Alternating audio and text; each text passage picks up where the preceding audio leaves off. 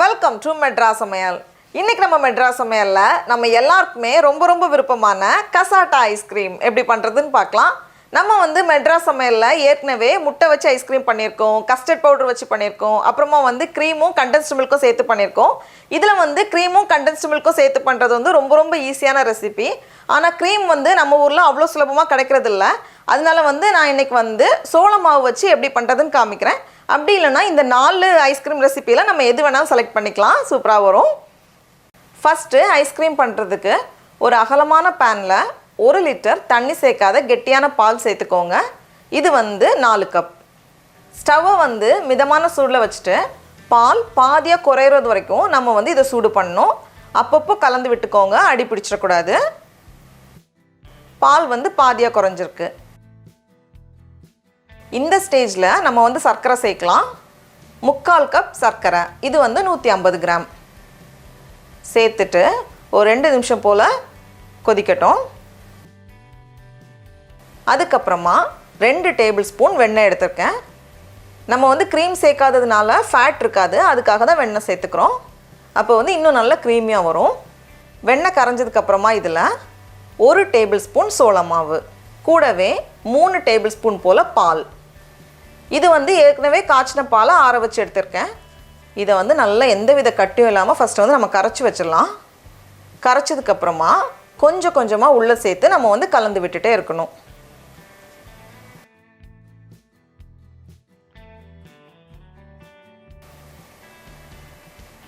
எல்லாத்தையும் கலந்ததுக்கப்புறமா இன்னும் ஒரு 2லேருந்து 3 நிமிஷம் போல் நம்ம வேக வச்சா போதும்.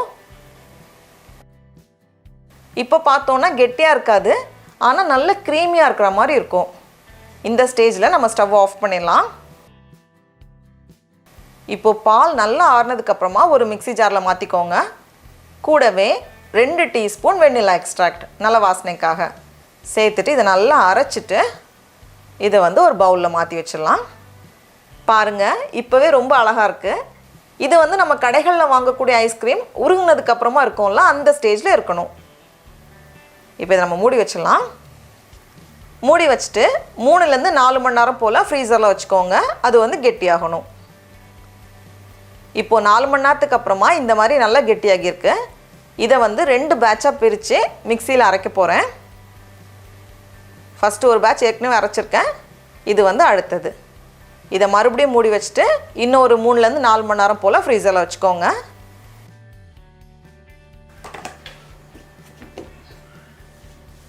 இப்போ 3 மணி நேரத்துக்கு அப்புறமா இந்த மாதிரி நல்லா கெட்டியாகிருக்கு. இதை மறுபடியும் ஒரு மிக்ஸி ஜாரில் மாற்றிட்டு நல்லா அரைச்சிட்டு 3 பாத்திரத்தில் நான் மாற்றி வைக்க போகிறேன்.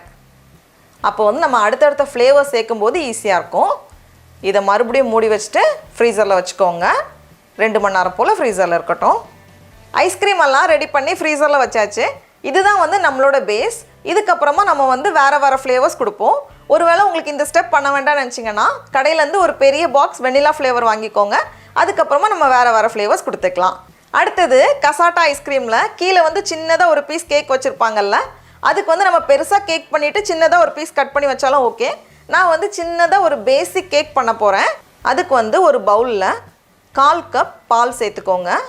இதுவும் காய்ச்சின பாலை ஆற வச்சு எடுத்திருக்கேன். கூடவே 1 டீஸ்பூன் எலுமிச்சை பழத்தோட சாறு சேர்த்துட்டு இது வந்து ஒரு 5 நிமிஷம் போல் அப்படியே இருக்கட்டும். இப்போது 5 நிமிஷத்துக்கு அப்புறமா இதில் வந்து 1/4 கப் சர்க்கரை, கூடவே 1 டேபிள் ஸ்பூன் எண்ணெய், 1 டீஸ்பூன் வெண்ணிலா எக்ஸ்ட்ராக்ட் எல்லாத்தையும் சேர்த்துட்டு மறுபடியும் இதை வந்து ஒரு வாட்டி நல்லா கலந்து வச்சிடலாம். கலந்ததுக்கப்புறமா ஒரு ஜல்லடையில் 1/2 கப் மைதா மாவு, இது வந்து 62 கிராம் போல் இருக்குது. கூடவே 1/4 டீஸ்பூனை விட கொஞ்சம் குறைவாக பேக்கிங் சோடா உப்பு, அப்புறமா 1 சிட்டிகை உப்பு, ரொம்ப கம்மியாக எல்லாத்தையும் சேர்த்துட்டு நல்லா சலிச்சிட்டு உள்ளே சேர்த்துக்கலாம். இப்போ இதை வந்து மறுபடியும் எந்தவித கட்டியும் இல்லாமல் நல்லா கலந்து வச்சுக்கோங்க. நம்மளோட கேக் மாவு தயாராக இருக்குது. இதை வந்து பேக் பண்ணுறதுக்கு நான் இன்றைக்கி வந்து ஒரு லோஃப் பேன் எடுத்திருக்கேன். கீழே வந்து வெண்ணெய் வச்சு தடவிட்டு உள்ளே வந்து ஒரு பட்டர் பேப்பர் வச்சுருக்கேன். நம்ம ஏற்கனவே நிறைய கேக் வந்து குக்கரில் பண்ணியிருக்கோம். அதே மாதிரி குக்கரில் வச்சு பேக் பண்ணுறதுனாலும் ஒரு 15லேருந்து 17 நிமிஷம் போல் ஆகும். அவனில் வைக்கிறதா இருந்தால் 350 டிகிரி ஃபாரன்ஹீட், அதாவது 175 டிகிரி செல்சியஸில் 14லேருந்து 15 நிமிஷம் போல் ஆகும். இதை வந்து நம்ம அப்படியே ஃபுல் லேயராக வைக்கிறதுனாலும் ஓகே. ஆனால் நான் வந்து மேலே மட்டும் கொஞ்சம் ட்ரிம் பண்ண போகிறேன். இல்லைனா கேக் வந்து கொஞ்சம் அதிகமாக இருக்கிற மாதிரி இருக்கும். லைட்டாக ட்ரிம் பண்ணிவிட்டு மறுபடியும் பட்டர் பேப்பரை உள்ளே வச்சுட்டு கேக்கை உள்ளே வைக்க போகிறேன். இதை வந்து ஒரு பிளாஸ்டிக் ரேப் வச்சு சுற்றி வச்சுருக்கேன்.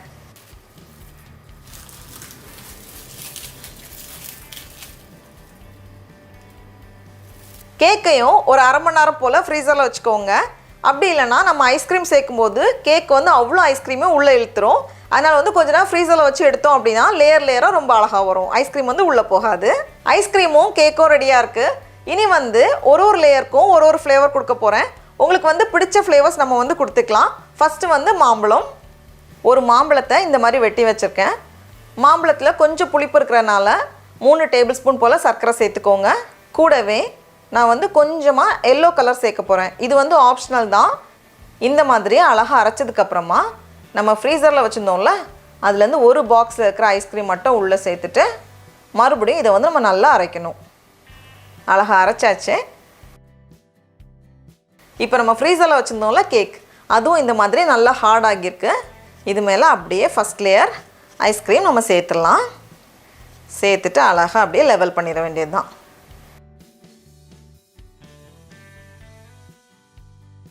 இதை வந்து மறுபடியும் கவர் பண்ணிவிட்டு ஃப்ரீசரில் வச்சுக்கோங்க. மேலே வந்து கொஞ்சம் செட் ஆகணும். அடுத்தது க்ரீன் கலர் ஐஸ்கிரீமுக்கு நான் வந்து பிஸ்தாஷியோ சேர்க்க போகிறேன். 25 போல் பிஸ்தா பருப்பு எடுத்திருக்கேன். அதை வந்து ஒரு மிக்ஸி ஜாரில் மாற்றிட்டு நல்லா பவுட்ரு பண்ணிக்கோங்க. மறுபடியும் நம்ம ஃப்ரீசரில் வச்சுருந்த 2வது பாக்ஸ் ஐஸ்கிரீம் அதையும் உள்ளே சேர்த்துக்கோங்க. கூடவே 3லேருந்து 4 ட்ராப் போல் க்ரீன் கலர் ஃபுட் கலர் சேர்க்குறேன். அப்போ தான் நமக்கு வந்து அந்த க்ரீன் கலர் கிடைக்கும். இந்த மாதிரி நல்லா அரைச்சி அழகாக ஸ்மூத்தாக எடுத்து வச்சுருக்கேன். இப்போ நம்ம ஃப்ரீசரில் வச்சுருந்த ஐஸ்கிரீம் மேலே வந்து கொஞ்சம் செட் ஆகியிருக்கு. இதை வந்து அப்படியே அது மேலே சேர்த்துடலாம். சேர்த்துட்டு மறுபடியும் ஒரு கவர் போட்டு மூடி ஃப்ரீசரில் வச்சிடலாம். 1லேருந்து 1.25 மணி நேரம் போல் இருக்கட்டும்.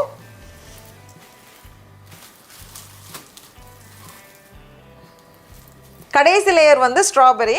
அதுக்கு வந்து 5லேருந்து 6 ஸ்ட்ராபெரியை வந்து இந்த மாதிரி கட் பண்ணி வச்சுருக்கேன். அதை வந்து ஒரு மிக்ஸி ஜாரில் மாற்றிக்கோங்க. கூடவே 3 டேபிள் ஸ்பூன் சர்க்கரை, 2 சொட்டு போல் பிங்க் கலர். இது வந்து ஆப்ஷனல் தான். கலர் சேர்க்க வேண்டாம்னு நினச்சிங்கன்னா சேர்க்காமே நம்ம பண்ணலாம். இந்த மாதிரி நல்லா ஸ்மூத்தாக அரைச்சிட்டு வந்திருக்கேன். இப்போது நம்ம ஃப்ரீசரில் வச்சுருந்த கடைசி பாக்ஸ் ஐஸ்கிரீம் அதையும் உள்ளே சேர்த்துட்டு மறுபடியும் அரைச்சிக்கோங்க. பாருங்கள், ரொம்ப அழகாக ஸ்மூத்தாக வந்திருக்கு. இப்போ நம்மளோட ஐஸ்கிரீமும் மேலே நல்லா செட் ஆகியிருக்கு. அது மேலே சேர்த்துட்டு லெவல் பண்ணிடலாம்.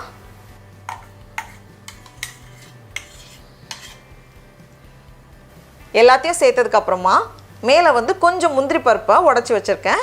அதையும் அப்படி சேர்த்துட்டோன்னா பார்க்குறதுக்கு ரொம்ப அழகாக இருக்கும். அவ்வளோதான். மறுபடியும் கவர் போட்டு மூடி வச்சுட்டு இது வந்து நல்லா செட் ஆகுறது வரைக்கும் ஃப்ரீசரில் வச்சுக்கோங்க. அவ்வளோதான்.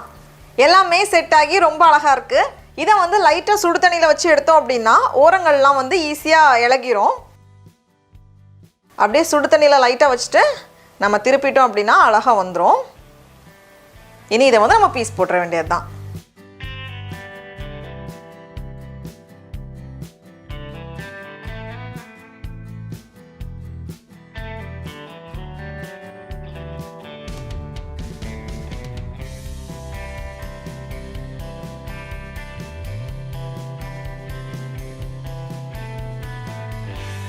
டடா, நம்மளோட சுவையான கசாட்டா ஐஸ்கிரீம் ரொம்ப சூப்பராக அழகாக தயாராகிடுச்சு. அப்படியே லேயராக எவ்வளோ அழகாக இருக்குது.